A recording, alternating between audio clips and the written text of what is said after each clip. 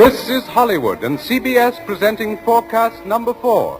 Herbert Marshall, directed by Alfred Hitchcock in the first program of a proposed new series entitled Suspense.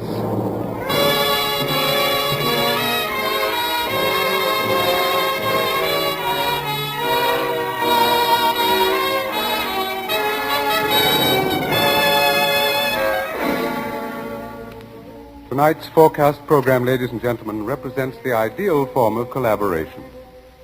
Mr. Alfred Hitchcock, brilliant English director of such outstanding motion pictures as The 39 Steps, Rebecca, and Foreign Correspondent, was eager to create a very special type of radio drama, the suspense story. As narrator and star for his production, he thought at once of the distinguished actor with whom he had been associated in countless British film successes, Herbert Marshall.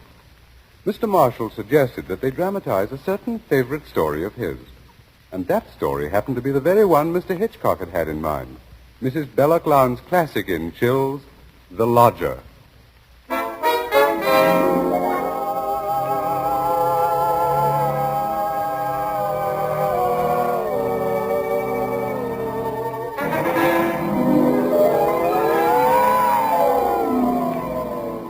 The Lodger is a work of fiction which springs from recorded fact. A story which begins in the year 1888 in London. A London terrorized by the fifth in a succession of recent murders. It was believed that these deeds were the work of one person, a tall, gaunt figure in a black Inverness cape, carrying a small, narrow bag.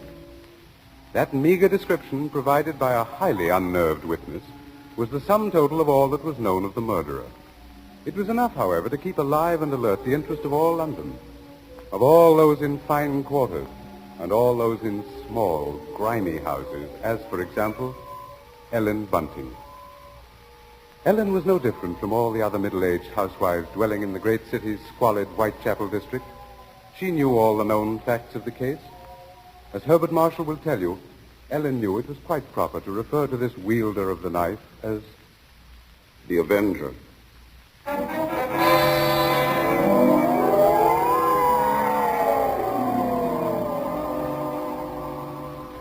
Of course, Ellen Bunting was far more concerned with her personal problems than with thoughts of the Avenger.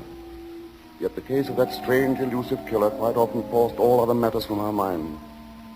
There was that mad, meaningless scheme he seemed to follow. All his victims, for example, had been women. All had been young, attractive, and, oddly enough, blonde. But Ellen could no more understand the motive for his brutal slashings than could the police. This night, she and her husband, Robert Bunting, sat before their fireplace reading the newspaper account of the latest murder. The Avenger had struck again.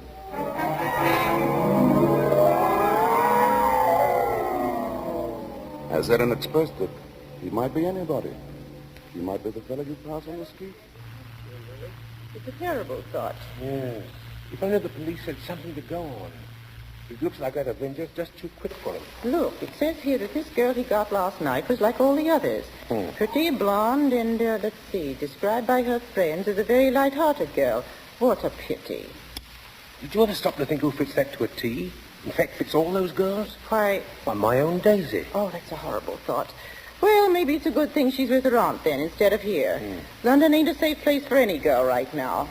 Just the same, I can't help thinking how fine it'll be to have her back in. Now, Bunting, you know that Daisy seems just as much my own daughter as she is yours. But I'm telling you, there's no sense even thinking about having her back right now. We just can't afford it. Oh, I know that, Ellen. Only, well, maybe we could manage it some way. How?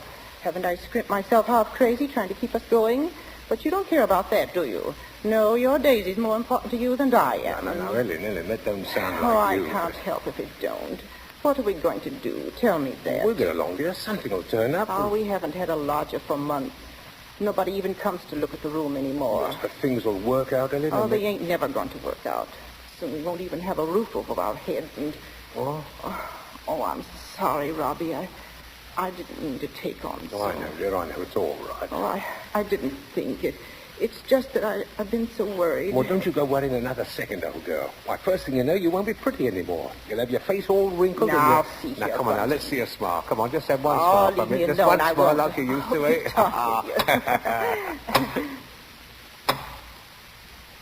Who do you suppose that could be?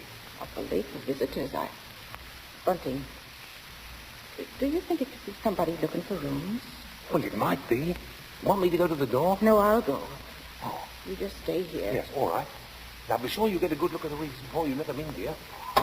Oh, I'm coming. Oh, I do hope it's...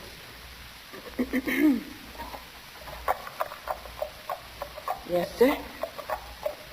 Is it not true that you let lodgings? Yes, sir.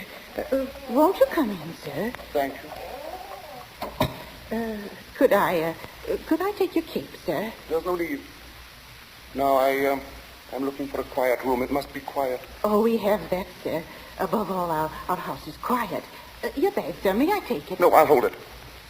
You'll be so good as to show me the room, please. Oh, yes, sir. It's right up these stairs, sir. This way. Thank you. You see, sir, there's just my husband and me here, and we're ever so quiet, and I'm sure you'll find this room to your liking, sir. Here we are. Now, I'll just light the gas. There. Mm-hmm. Very good. It is pleasant, isn't it, sir? And there's not many rooms with such pretty pictures. Are there now? We've had them in the family for years, sir, and... Pictures interest me very little. You see, what really impresses me about the room is the very simplicity of it, the bareness. Yes, sir. It's not at all crowded, is it? It will be quite suitable, Mrs. Bunting. Mrs. Bunting. You see, I do a great deal of studying in my book here, the Holy Bible. Yes, sir. Please, sir, let me help with your luggage. No, don't touch it. Oh, but I only wish to... Oh, you only wish to help, of course. You must forgive me, Mrs. Bunting. It's just that I'm so very weary. Of course, sir. He bringeth them to their desired haven. Beautiful words, Mrs. Bunting. Indeed they are, sir. And now at last I have found my haven of rest. Yes, sir. Then you'll be taking the room. Let us see now, what are you going to charge me? With attendance, mind. I shall be staying in most of the time, and I shall be wanting meals. Oh, we can see to that. Then does 30 shillings a week suit you? Why, yes, sir. Yes, sir, that will be quite all right. Good, and I shall pay you in advance. My name is Sleuth, Mrs. Bunting. Mr. Sleuth. Sleuth. Think of a hound, Mrs. Bunting, and you'll never forget my name. 23, 4, 30 shillings. Thank you, sir. And I think I should enjoy a little light supper now, Mrs. Bunting. Bread and butter, perhaps. Could you arrange that? Well, certainly, sir. I'll do that now. And if you'd be requiring any beer or spirits... Certainly not. Oh, sir. What did I say? I thought you understood me, Mrs. Bunting, and I had hoped that you and your husband were abstainers. But we are, sir. We don't keep nothing about. I would have had to go out and... Of course. Oh, I'm sorry, Mrs. Bunting. I fear I spoke sharply. I don't wish you to think me rude. After all, you've been so kind, considerate. I hope I know a gentleman when I see one. Thank you very much. Now, I'll just hurry with your supper.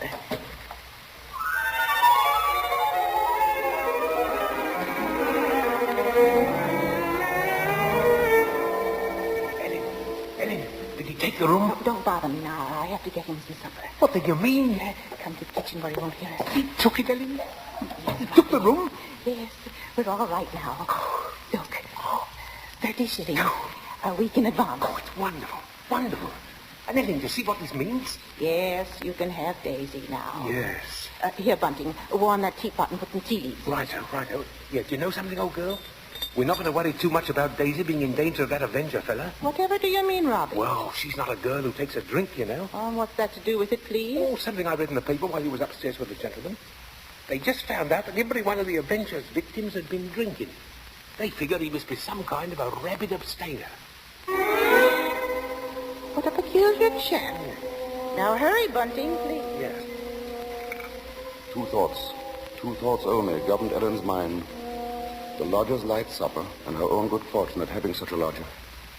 Mr. Sleuth was an eccentric sort, but then he was such a gentleman, so quiet, so very religiously inclined. She started up a staircase to Mr. Sleuth's room, her husband at her side. Won't we know how to be safe, though, once Daisy's back in London, eh? We'll see she stays closer than the house, Well, I'll be downstairs. Hurry up with his supper, old girl. She has cast down many wounded from her. Yea, many strong men have been slain by her. Come in, and to know the wickedness of folly. Why, Mistress, Yes? What is it? those pictures, those pretty girls. You've turned all their faces to the wall.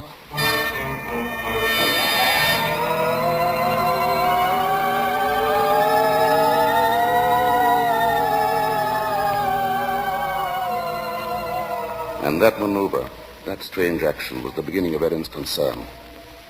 Soon there came to her a recollection of the black Inverness cape, the small, narrow bag, the urgent matter of alcoholic drink.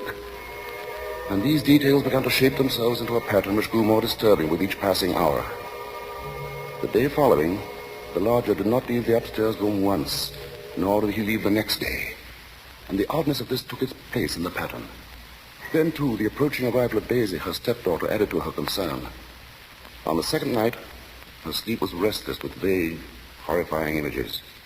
And so when she heard the first stealthy footsteps outside her bedroom, she was instantly awake. Tensely, she followed those steps downstairs, down the hallway. She heard the front door open, and then click shut. Utter stillness fell upon the house. And outside the streets were so silent she could hear distinctly the clock from a church tower a mile away tolled the hour. In her troubled frenzy, she pictured a lone figure plodding through the deep fog, moving quietly, stealthily, stalking, searching, finding.